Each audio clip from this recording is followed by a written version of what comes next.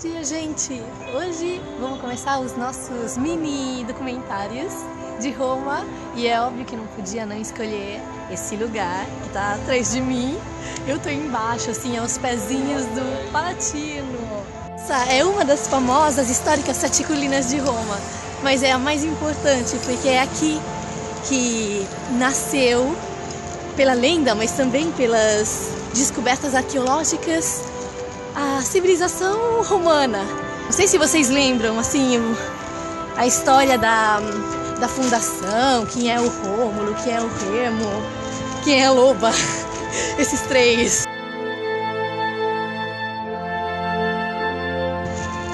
Eles estão ligados a essa colina, claramente, né? Porque parece que foi aqui que os dois semideuses, filhos da Sílvia, que era a princesa de Alba Longa, que era um reinato que estava aqui perto, foram encontrados, né, dentro de uma cesta por uma loba. E parece que foi ela que amamentou os dois até quando não foram encontrados por coitadinho, um homem que estava morando aqui em cima dessa colina. Mas aqui não tinha uma cidade, não tinha um reinato. Tinha só um vilarejinho um pouco organizado, né? E foi aqui que então os dois cresceram e depois o Rômulo, no 753 a.C., 21 de abril, decidiu fundar a cidade de Roma. É aqui, nessa área, nesse lado do Palatino, aos pés, que a famosa cesta, né, do Rômulo e o Remo, que estava dizendo antes, são os filhos da Sílvia, e que era uma mocinha, uma mortal, e o deus Marte, então eram semideuses.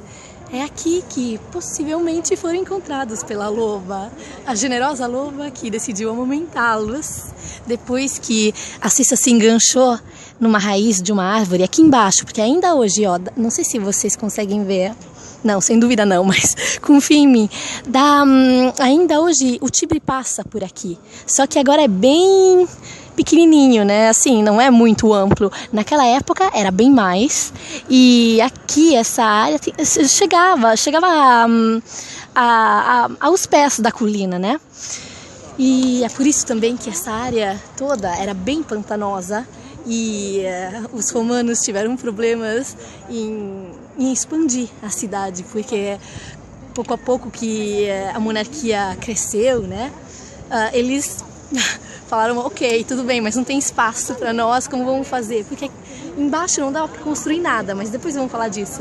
Por enquanto, vou falar aqui, a loba, então, possivelmente tinha a gruta dela, né, onde os dois ficaram um tempinho com ela, que cuidou, aqui. Então, claramente, isso é muito ligado com a lenda, mas a coisa incrível é que, como sempre acontece, as lendas muitas vezes são confirmadas pela arqueologia, né? E foram encontrados aqui esses restos, agora tá tudo em reforma, feio, né? Mas depois vão para lá, porque parece que é lá que estavam as cabanas. Não, parece não. Nesse caso é uma certeza absoluta e arqueológica.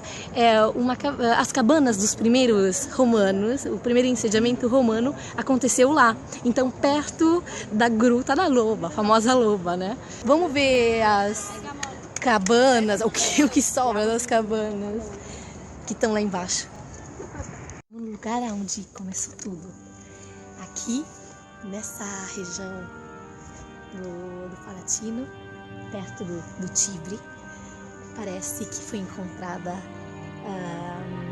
a cesta pela loba, a grande, famosa e generosa loba, que ajudou os dois gêmeos perdidos, coitados, que estão morrendo de fome e de frio, possivelmente.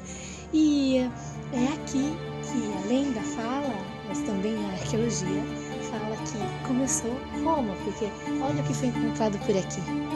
São os restos, as ruínas daquela Roma arcaica da primeira fase. Foram encontrados esses bloques arcaicos e os pontos onde estavam encaixados as árvores, né?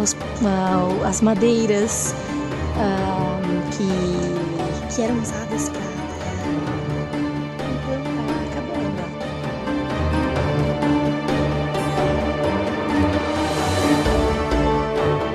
As pedras de tufo bem grandes, né? Bem, dá para ver que não era a fase ainda da Grande Roma. É a Roma monárquica, que durou começou no 753 a.C. com o Rômulo e acabou com o sétimo rei, que era considerado um déspota, um pouco agradável, vamos dizer assim. E no 510, então, decidiram jogá-lo fora e começar uma nova fase política. E é assim que nasce, no 509 antes de Cristo, a República.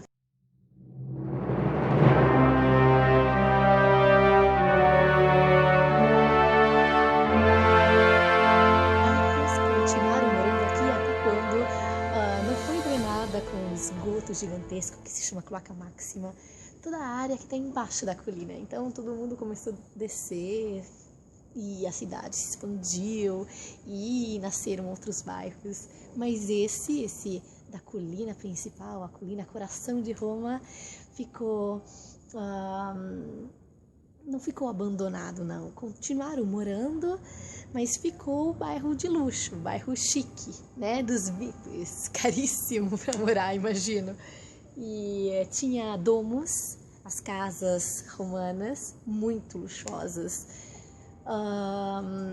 Só algumas foram encontradas, né? E nós podemos ver que realmente eram lindas. Agora não estão abertas ao público, então não vou poder mostrar para vocês. Mas a coisa interessante é que teve uma pessoa, especialmente, que nasceu aqui em cima, que era um aristocrata, e depois decidiu, assim, construir uma outra casa dele, que ficou famosa, porque está aqui ao lado, era o Otaviano Augusto, o futuro imperador, primeiro imperador de Roma. Com a morte do Júlio César, né, que nunca foi imperador, mas foi um ditador, e foi o ponto de união entre essas duas fases importantíssimas da história de Roma, que são a República e o Império. O Otaviano teve que enfrentar o melhor amigo e braço direito do César, que era o Marco Antônio, famosíssimo, né? Que era muito parecido com o Júlio, tinha até a mesma mulher. E depois que virou imperador, o Augusto, no 27 a.C., acabou a República, que então durou do 509 a.C. até ele, mas já com o Júlio, podemos dizer que já tinha terminado. E começa essa nova fase, e o Augusto tinha, obviamente, que legitimar o poder dele, porque os romanos não é que estavam super felizes de abandonar aquela que foi uma época de ouro, né? Que foi a época republicana. Não estavam acostumados a essa ideia de ter um homem só, que tinha todo esse poder, essa influência. E foi por isso que Augusto tinha que ser muito bom em convencê-los, né? E foi por isso que ele escolheu depois de ter nascido já nesse lugar histórico de fundação da cidade, decidiu construir o primeiro palácio dele, bem simples, aqui ao lado. E aqui tá também a casa do Augusto, vamos ver, ó. Não, gente, tá fechado, olha, tá fechado a casa do Augusto.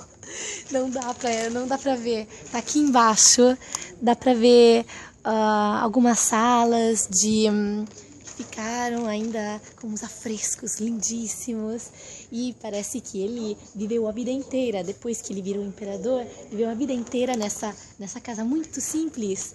Assim, não era simples, mas muito discreta, sabe? Porque ele sempre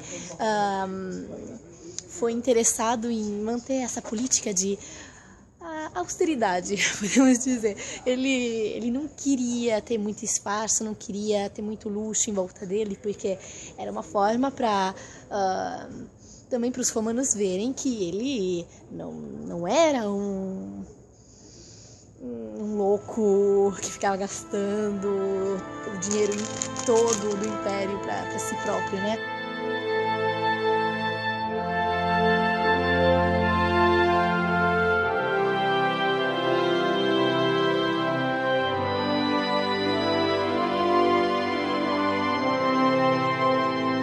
Parece que ele passou a vida inteira dormindo numa cama muito simples, de madeira, bem comum, né? Sempre com essa ideia de política dele, de não ter luxo e não ter espaço. Ele mandou construir um templo do deus Apolo,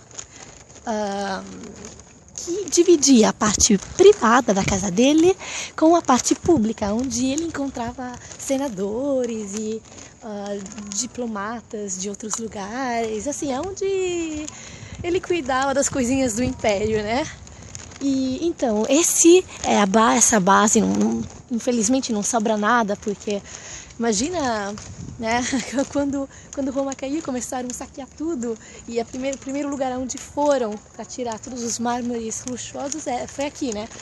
E então, isso é o que sobra do templo do Apolo, ou seja, só a base, mas era alto, lindo.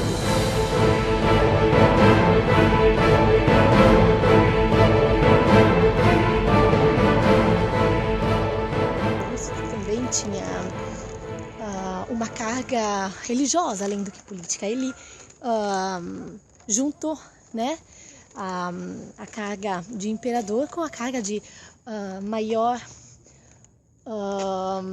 sacerdote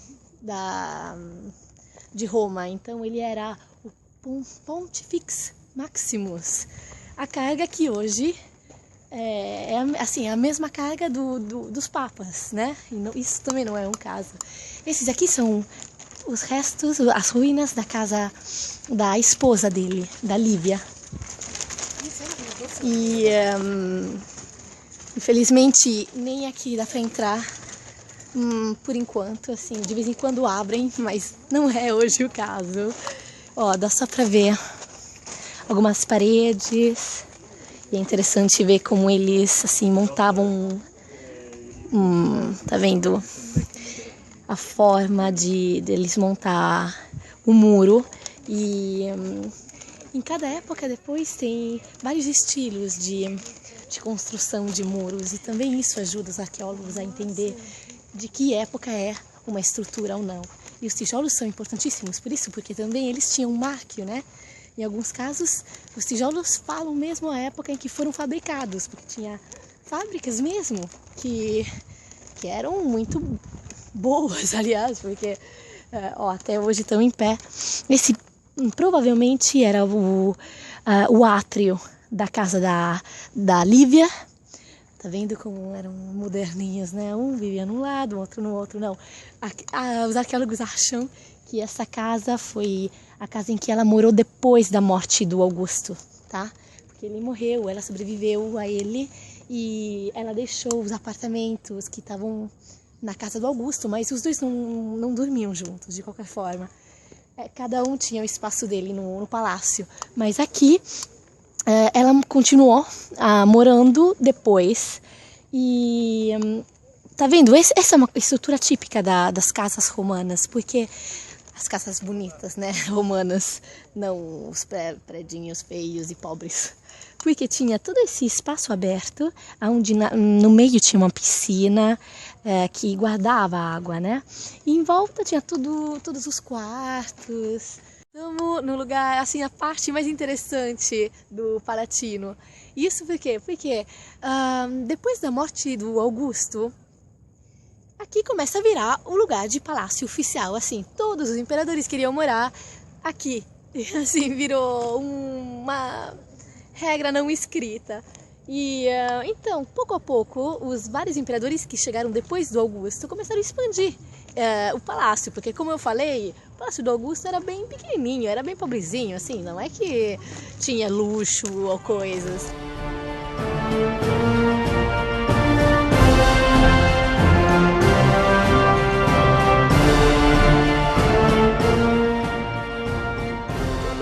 Todos esses imperadores continuaram morando aqui e ampliando, deixando mais lindo, né, o palácio. Mas o principal que fez isso foi o Domiciano, que era o filho do Vespasiano, o segundo filho do Vespasiano, que é o imperador do Coliseu, então, assim, importante, né, o Vespasiano. O filho do Vespasiano era menos generoso com o povo. Não, tô brincando. Ele fez bastante coisas em Roma, mas ele fez também bastante coisas por si próprio e decidiu criar uma estrutura muito luxuosa e fastosa e gigantesca, e que é aquela parte que agora vamos ver que infelizmente não sobrou quase nada.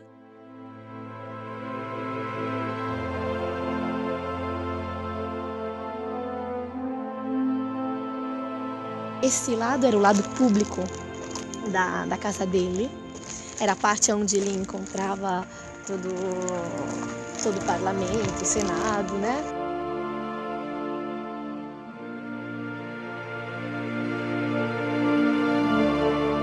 Entrando nessa área que era como um jardim de ingresso desse lado do palácio mais público, né, do Domiciano.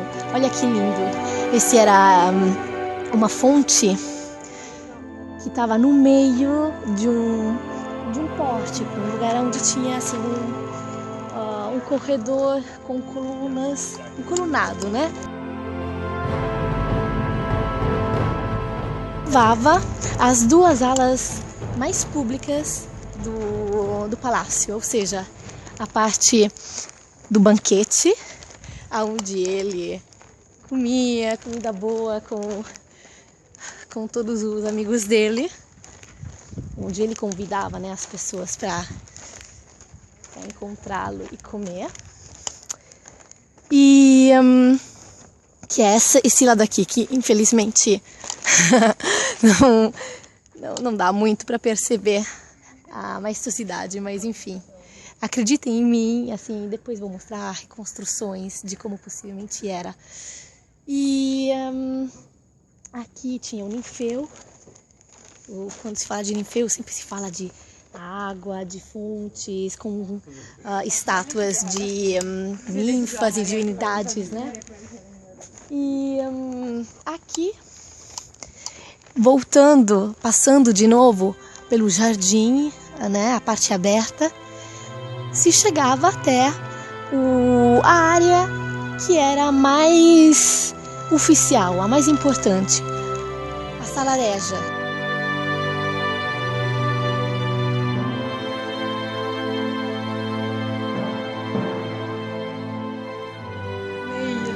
A Sala Regia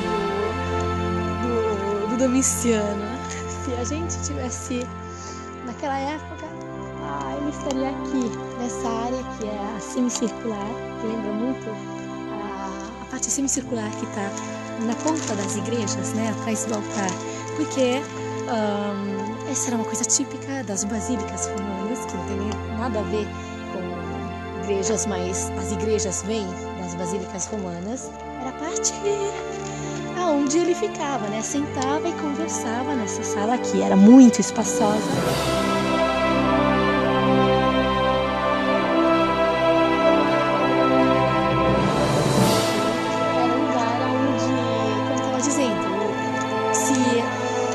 Falava de política, de coisas sérias do império, de ataques, assim, de guerras e de pazes, né? Olha que lindo, assim, essa visão aqui. Peraí, vou mostrar pra vocês as colunas que estavam aqui. Olha a cor delas, pra vocês entenderem um pouquinho que era tudo colorido e vivido, assim, roxo, assim, sei que... Agora é difícil para vocês entenderem, ó, aqui sobrou um pouquinho de mármore no chão, claramente até a piscina era tudo recoberto de mármore esse lado.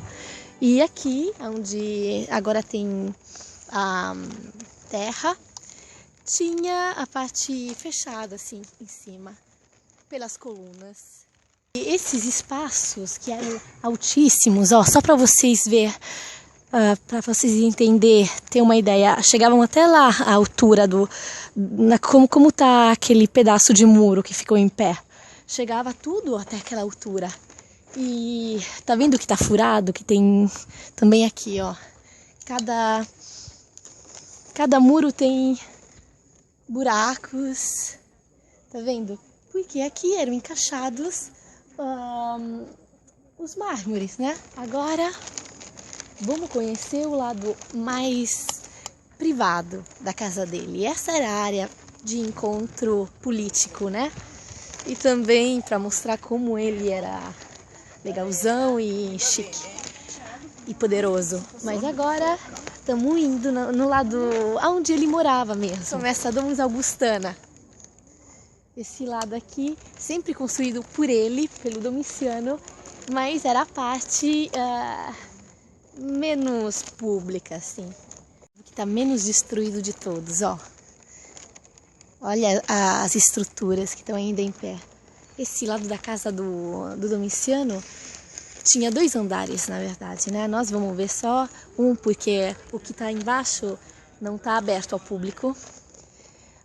Aqui, ó, tá vendo as paredes com todos esses furos que dá pra ver que são furos feitos, bem estruturados, vamos dizer. Porque, como eu tava dizendo, tinha o bloco de mármores de todas as cores possíveis, que vinham de qualquer canto do mundo, do Império Romano, que estavam encaixadas nas paredes com ganchos. Quando tiraram o mármore, ficou a parede, assim, o coração da parede verdadeiro, que era essa estrutura de tijolos muito resistentes e os buracos, né? Mas na antiga Roma, ninguém via esses tijolos que a gente hoje vê. Era só o mármore, como hoje dá pra ver nas igrejas, né? Ainda pra perceber a imponência, né, das estruturas. Ninguém ainda sabe muito bem quais eram as funções dessa área do palácio, né? Todo mundo, sim, sabe que era a parte mais privada dele. Mas a forma delas deixa muitas dúvidas sobre o que tinha aqui. Porque parece que possivelmente ele ele dormia na parte do andar térreo, que hoje está fechada para nós. Sem dúvida, esse era o verdadeiro coração da domus dele.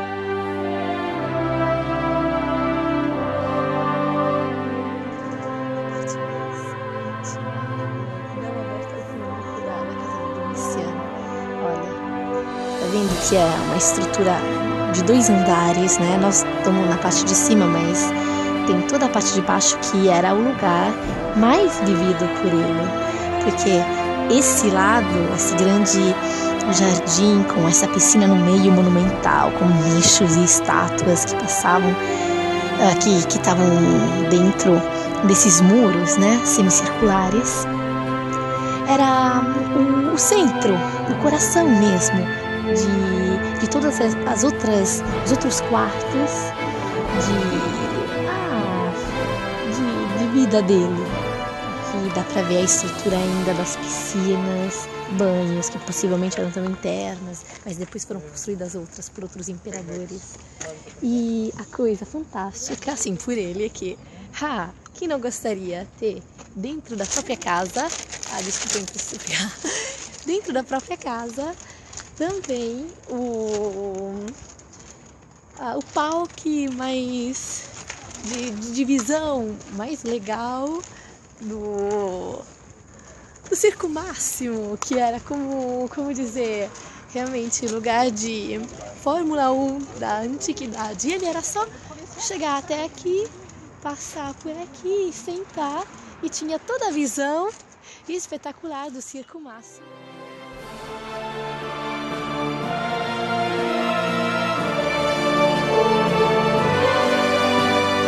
Agora é só um jardim triste no meio da cidade, mas na antiguidade era uma gigantesca pista, vamos dizer assim, de corrida de bigas. E se vocês assistiram Ben-Hur, vocês sabem do que eu tô falando. Era um lugar onde tinha essas competições fantásticas, né? Ou também batalhas navais que vinham, assim, se enchia todo o Circo Máximo, que tinha arquibancadas que conseguiam, como posso dizer, aonde podiam sentar 300 mil pessoas, mais ou menos, hein? Então, estou falando de uma coisa realmente enorme também por hoje, para nós. E era tudo que vocês estão vendo, esse jardim agora, na verdade, esconde embaixo de si ainda a estrutura do Circo Máximo. Tinha a possibilidade de encher de água toda a pista do Circo Máximo e fazer batalhas navais. Imagina só que coisa incrível! E claramente nada era melhor do que aparecer como quase uma divindade aqui, onde nós estamos agora, no ponto de visão melhor possível desse Circo Máximo. E assistir os jogos diretamente na própria casa. Que coisa boa! Fala a verdade, você também gostaria? Tinha esse outro lado que parece que era o lugar onde moravam os escravos da casa, né? Os escravos da casa que eram muito bem cuidados, hein? Não é que eram, assim, os primeiros coitados, porque era claramente muito bom trabalhar pelo imperador, tinha todas as comodidades e tudo, né? Mas eles moravam num lado separado, obviamente, e foram encontradas escritas nos muros que falam, que assim, tem nomes, ou que contam um pouquinho a história desses escravos que deixaram o marco deles, né? Uma outra estrutura, uma outra, olha, altura, uma outra área, né, do palácio, onde tinha escadas que desciam até aquela piscina central, que não sei se dá para ver, e claramente também tinha sempre estátuas de divindades, de ninfas, né, ou deusas ligadas com água. Esse é grandíssimo, vamos dizer, arco, quase um arco triunfal para sair do lado privado dele, sempre num outro jardim muito lindo, com pórtico, com esse colunado, também outros colunados, que levavam até essa outra piscina. Olha que linda! Onde tinha no meio, tá vendo?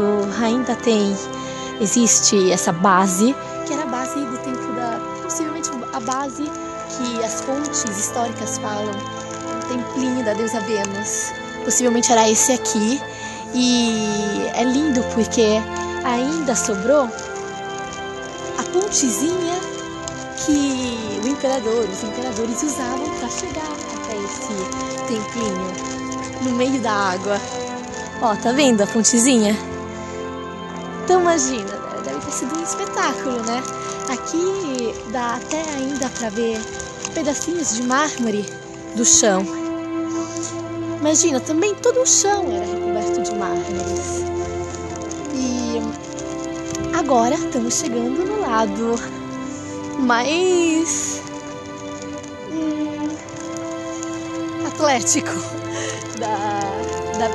dessa grandíssima casa, desse palácio do imperador, porque esse é aquele que nós chamamos agora de estádio do Domiciano, mas na verdade era um hipódromo, um lugar onde tinha os cavalos. Olha que maravilha. Peraí, dá uma visão.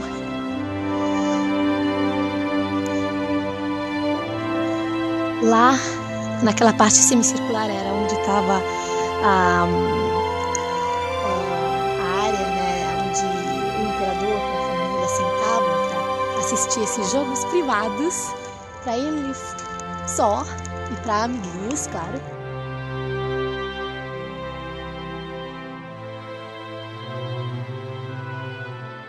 Faltam aqui no Palatino gaivotas.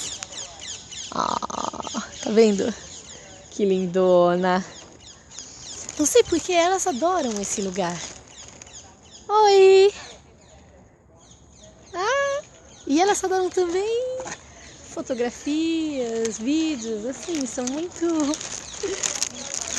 São as artistas, as stars do Palatino.